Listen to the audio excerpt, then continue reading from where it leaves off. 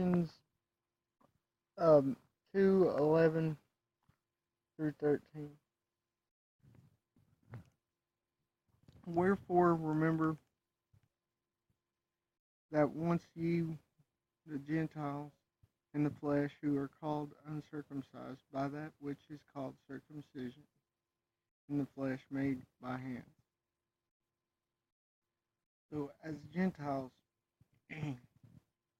our covenant is not of the flesh, it's of the Spirit. So, to go through this process of a fleshly covenant is just for practice of work.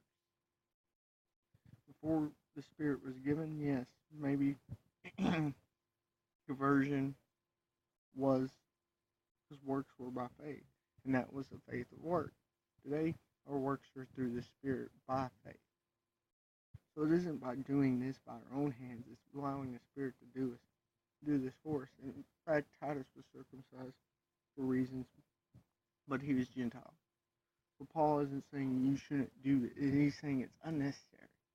And oftentimes, things of legalism that we put on people or put out there is oftentimes unnecessary.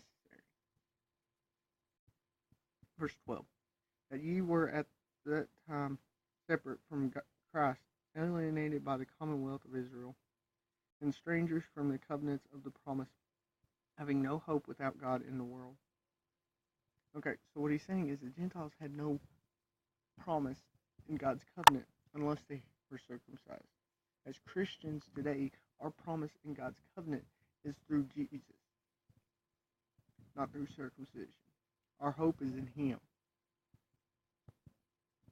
Not through anything we can do on our own, but what He did for us.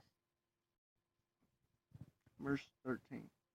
But now, in Christ Jesus, ye that once were far off are made nigh in the blood of Christ.